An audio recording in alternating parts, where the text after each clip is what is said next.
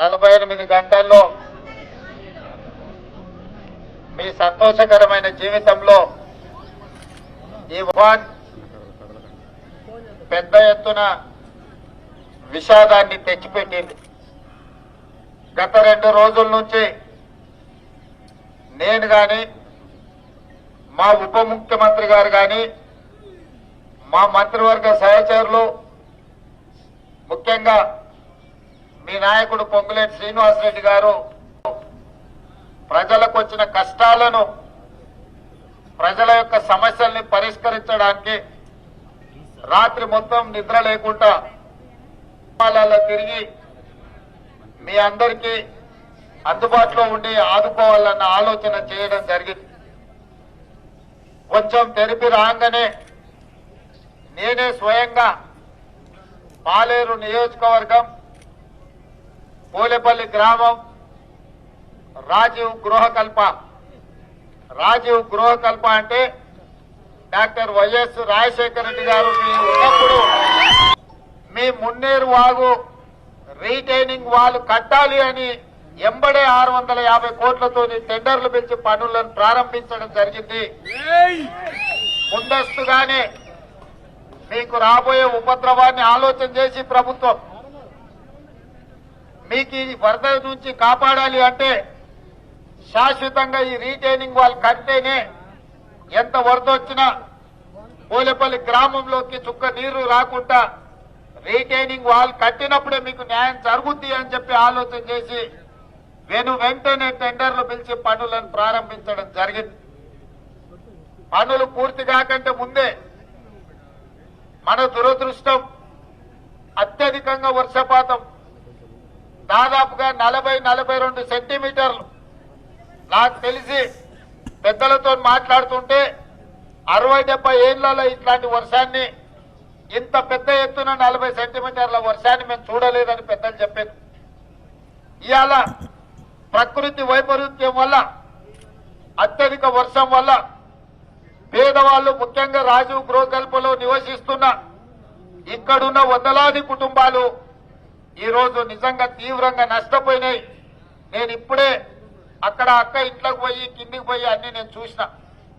పాపం 10 అడుగుల ఎత్తు నీళ్లు వచ్చి సర్వం నీళ్లలో మునిగిపోయింది.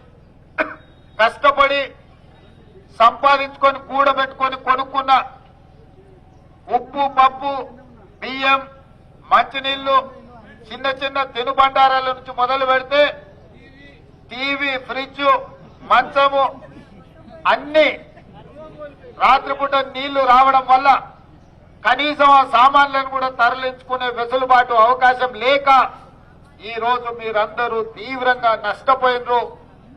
మొత్తం బురదలో కూరుకుపోయినరు. మీరు చాలా కష్టాలలో ఉన్నారు. పిల్లల సర్టిఫికెట్లు కూడా కక్కొచ్చి అయ్యా నా బిడ్డ ఇంజనీరింగ్ చదువుకుంది, బీటెక్ చదువుకుంది, సర్టిఫికెట్లు కూడా నీళ్లలో పోయినాయని కొంతమంది చెప్పారు. ఆధార్ కార్డులు లేకపోతే ఇతర శాశ్వత పత్రాలు కూడా ఇందులో మావి మొత్తం నీళ్లలో తడిసిపోయి ఎందుకు ఉపయోగం లేకుండా పోయినాయని నా దృష్టికి తెచ్చింది. అందుకే ఈరోజు ఈ రాజీవ్ గృహకల్పలో మీకందరికీ నేను మాట ఇవ్వదలుచుకున్నా. బురదలో లేదా వరదలో నానిపోయిన కుటుంబాలకు కలెక్టర్ గారి దగ్గర 5 కోట్ల రూపాయలు అత్యవసరంగా ఆదుకోవడానికి కలెక్టర్ గారి ఖాతాలో 5 కోట్ల రూపాయలు పెట్టినాం. మీకు అందరికీ తినుబండారాలు ఈ వేదిక మీద నుంచి కలెక్టర్ గారికి ఆదేశాలు ఇస్తున్నా. బియ్యము, ఉప్పు, పప్పు, మంచి నూనె, తినుబండారాలు ప్రతి కుటుంబానికి అవసరమైన మేరకు అందివ్వాల్సిందిగా కలెక్టర్ గారికి నేను ఇక్కడి నుంచే ఆదేశాలు ఇస్తున్నా. అదేవిధంగా ఇవాళ ఇండ్లు తడిచిపోయిన వాళ్లకు కనీసం ఇమ్మీడియట్ గా ప్రతి కుటుంబాన్ని గుర్తించి ఒక 10,000 రూపాయలు ఎంబడే వాళ్లకు సహాయంగా అందించమని చెప్పి నేను ఈ వేదిక మీద నుంచి కలెక్టర్ గారికి ఆదేశాలు ఇస్తున్నా. అదేవిధంగా ఎవరైనా ప్రాణ నష్టం జరిగితే 5 లక్షల రూపాయలు, ప్రాణ నష్టానికి 5 లక్షల రూపాయలు ఇవ్వండి అని ఇవాళ వారికి ఆదేశాలు ఇవ్వడం జరిగింది. ఇదే కాదు, ఏమైనా పశు సంపద కూడా చనిపోతే 50,000 రూపాయలు ఇవ్వండి అని చెప్పి ఇవాళ వాళ్లకు ఆదేశాలు ఇవ్వడం జరిగింది. ఇదే కాదు, గొర్రెలు మేకలు ఏమన్నా ఉంటే కూడా చనిపోతే 5 లక్షల రూపాయలు ఇవ్వాలి అని, 5,000 రూపాయలు ఇవ్వాలని. ఇదే కాదు, ఇండ్లు దెబ్బతింటే ఆ ఇండ్లకు ప్రధానమంత్రి ఆవాస్ యోజన కింద ఇల్లు ఎంత నష్టపోతే అంచనా వేసి అది 50,000 60,000 ఇళ్లలో నష్టపోతే దానికి కూడా ఆర్థికంగా సహాయాన్ని అందించడానికి ఇవాళ వారికి కూడా ఆదేశాలు ఇవ్వడం జరిగింది. మీ కుటుంబాలను ఆదుకొని మీకు అందుబాటులో ఉండి మిమ్మల్ని అందరినీ మీ కష్టాల నుంచి బయటకు తీసుకొచ్చే బాధ్యత ఈ ప్రభుత్వం తీసుకుంటుంది. మీ స్థానిక శాసనసభ్యులు రెవెన్యూ మంత్రి గారు మీ అన్ని కష్టాలను అంచనా వేస్తారు. మీ కష్టాలకు మీ నష్టానికి ఏ విధంగా నష్టపరిహారం ఇవ్వాలో ఒక అంచనాకు వచ్చిన తర్వాత ప్రతి కుటుంబానికి ఎంత నష్టపరిహారం ఇవ్వాలో దాన్ని అంచనా వేసుకొని ఒక క్రమ పద్ధతిలో మీ కుటుంబాలను ఆదుకోవాల్సి ఉంటుంది. కాబట్టి మీరు ధైర్యంగా ఉండండి. ఈ ప్రభుత్వం మీకు అండగా నిలబడుతుంది. ఈ ప్రభుత్వం మీ మంచి కోసమే, మీకు మేలు చేయడం కోసమే ఈ రోజు వర్షం ఉన్నా ఇట్లాంటి పరిస్థితులున్నా స్వయంగా రోడ్డు మీద మీ దగ్గరకు వచ్చి మిమ్మల్ని కలుసుకోవడం జరిగింది. అందుకే నేను కలెక్టర్ గారికి ఆదేశాలు ఇస్తున్నా. రెవెన్యూ సిబ్బంది ఇల్లు తిరిగి వాళ్ళకి ఎవరెవరికి ఎంత నష్టపోయిందో దాని ఒక అంచనా వేస్తే వాళ్ళకి ఆ నష్టాన్ని ఎట్లా చెల్లించాలో వాటిని దృష్టిలో పెట్టుకొని నష్ట పరిహారాన్ని అందిస్తాం.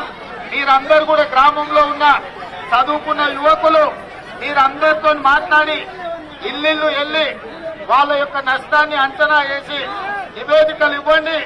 ఆ నివేదిక ప్రకారం మీకు ఏదైతే కష్టం వచ్చిందో మిమ్మల్ని ఆదుకొని మీకు నష్టపరిహారాన్ని ఇచ్చే బాధ్యత ఈ ప్రభుత్వం తీసుకుంటుందని తెలియజేస్తూ ధైర్యంగా ఉండండి. మిమ్మల్ని ఆదుకునే పని ప్రభుత్వం చేస్తుంది.